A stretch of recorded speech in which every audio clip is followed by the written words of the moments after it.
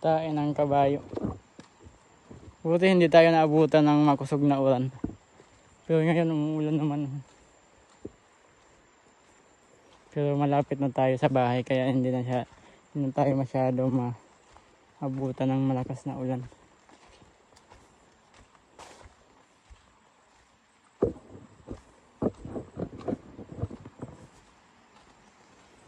Ganda ang dito daanan. Kaya pathway na.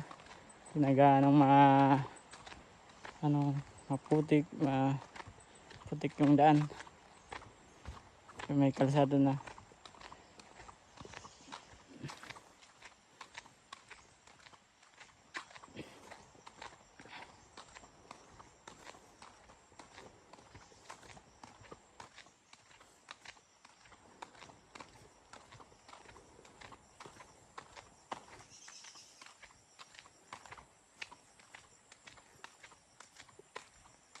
Ilog dyan sa baba.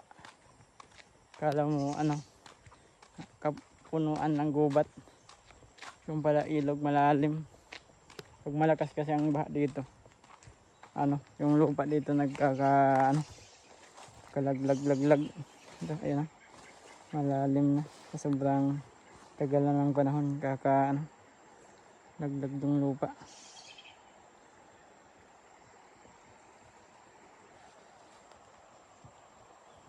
Yung ilog namin dito sa amin.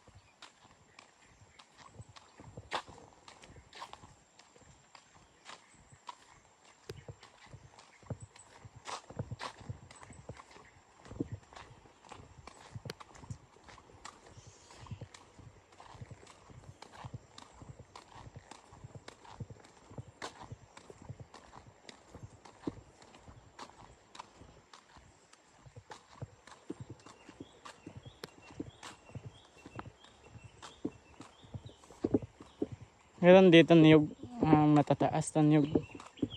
Siguro mga 90 meters ang taas niya. Masyadong mataas. Ayun Iba na yung kulay niya sa mga niyog. Kulay white, gray, and brown na niya kulay. Ayan, 4 na piraso. Sobrang taas. Yun. Yan guys. Sobrang taas niyan. 4 na piraso. Ayan, 3 nakita ko na. Dito ako sa puno banda. Ito yung katabi ko na yung puno. Yan. Sobrang taas niyan. 2 nakita ko ito. Ayan Ito isa, 2. Tapos ito sa likod yung isa. Tapos ito naman yung isa. Dito naman siya. Sobrang taas.